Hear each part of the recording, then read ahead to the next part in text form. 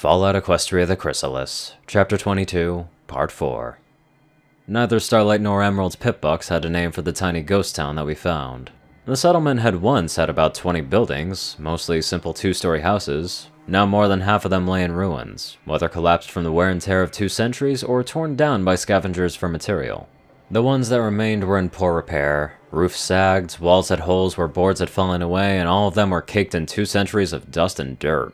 Stretches of broken down wire fence marked out several large patches of land between the surrounding low hills. Once they might have been fields for crops, but now they were nothing but desolate patches of dry earth. The center of the tiny town was a cluster of 4 buildings. One was still identifiable as a saloon, though one of the side walls had partially buckled. For the others, I could only make vague guesses as to their original purpose. Between the buildings stood a tall pole, and lashed to that pole were the dry bones of a pony. "I've certainly been here," Dusty said as he peered through his binoculars. "Don't see any sign of them right now." Unless they're inside.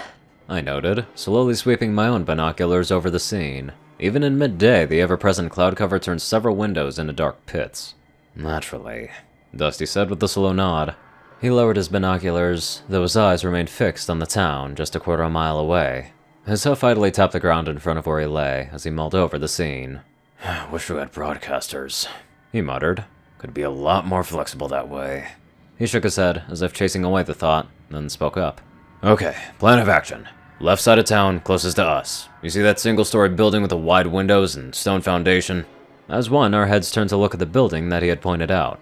"Our first move is going to be towards there. It looks unoccupied, and if we do run into trouble, it should give us better cover than one of the wooded buildings. Stay spread out when we're crossing the open, just like before. If we take fire, I want you all to lay down on the return fire. Suppress the shit out of them and fight your way to that building. Move when your buddy is shooting, then stop and shoot so they can move.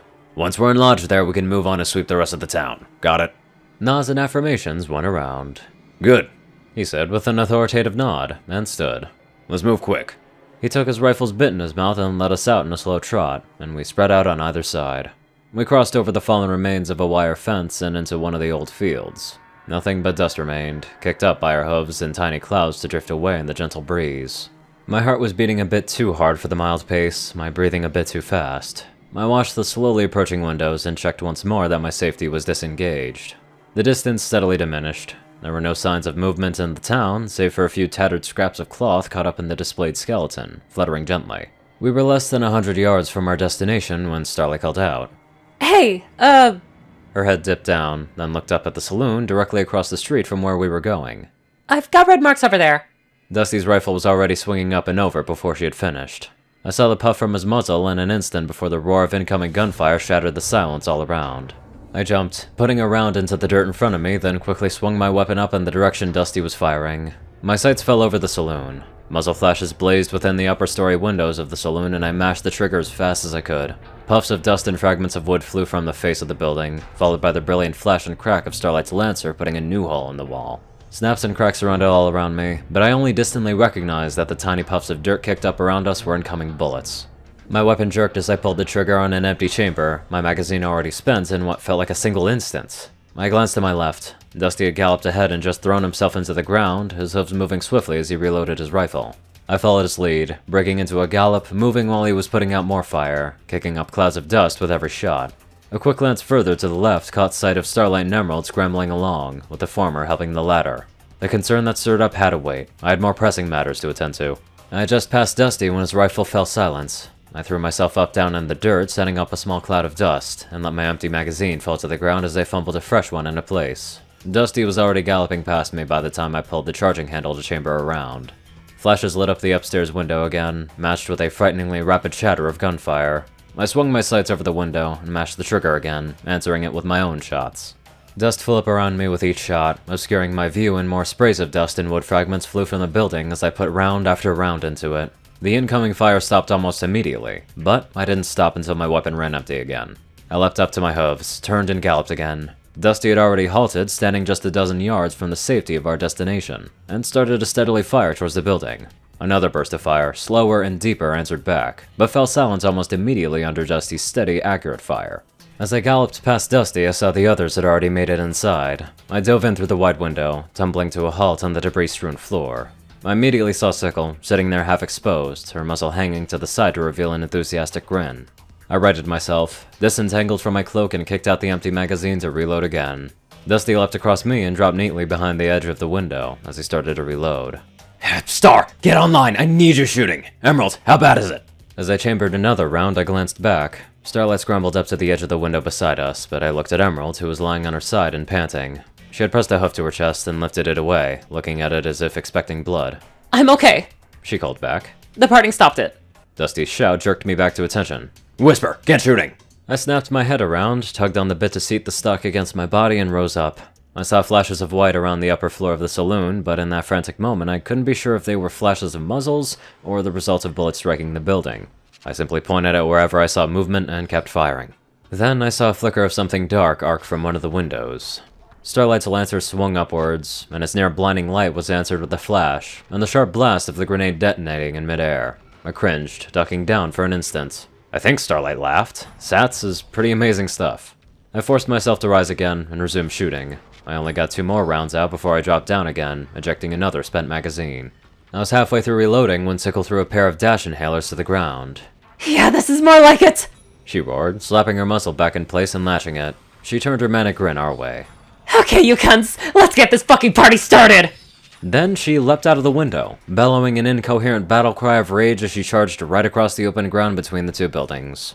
Dusty cursed, quickly snapping off several rounds into the upstairs windows, and as soon as I had finished reloading, I did the same. I heard only a short chatter of return fire, but saw no impacts. I assume our suppressing fire had worked. Sickle barreled straight through the half-broken doors of the saloon, disappearing into the darkness. The windows flashed with light for an instant, before the hammer fall of an explosion hit me in the chest, throwing a billowing cloud of dust and fragments out of the lower story windows. Every pony ducked. I heard debris striking the building and kept my head down until the sound had stopped. Dusty was already up and covering the upstairs windows by the time I had risen again. My heart was hammering. There was no sign of life within the building, even as the cloud of dust started to thin. Then I heard Sickle's furious roar. I couldn't make out what she yelled for sure, but I had a guess it would be... You cheap-ass motherfuckers! Gunfire erupted from inside the upper floor of the saloon, that rapid chatter and slow boom mixing into a wild cacophony. Flashes of light lit up the windows, but they weren't shooting at us. Emerald moved up behind me. Is every pony... A sharp crack interrupted her as she let out a pained yelp. My head snapped around to see her fall to the ground. I turned back to look for a shooter, only to have my vision filled by the suppressor of Dusty's rifle as he swung it around to a new threat. I cringed back as an ejected casing slapped against my side, but the suppressor turned the rifle's ear-shattering muzzle blast to sharp echoing cracks. I recovered quickly, backing up and ringing my own weapon around.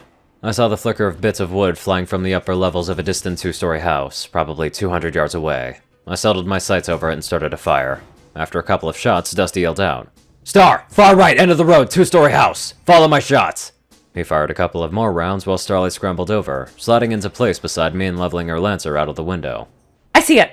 Dusty fired off a couple of more rounds before shouting again. Single upstairs window. There's a shooter in there. He pops his head up again, you take it off. Got it! Starlight said, focusing down her scope. My gun clicked and I dropped down to reload again. I kicked out the magazine, which fell to the ground with a deep thunk. There were still rounds in it, but I didn't take the time to contemplate that as I slid a fresh magazine in. I had to rack the bolt a few times to get it to finally close all the way. As soon as I had, I brought up my weapon again, just in time to see the upstairs wall of the saloon explode outwards as Sickle plowed straight through it. She fell to the street, streaming dust and shattered boards like a descending meteor, her forelegs wrapped around a flailing pony. It only occurred to me upon retelling the encounter that I had fired more than 100 rounds of ammunition by then, and this was the first time I had directly seen one of the ponies that we were fighting. They crashed to the street with such an impact that I'm sure I felt it through the ground.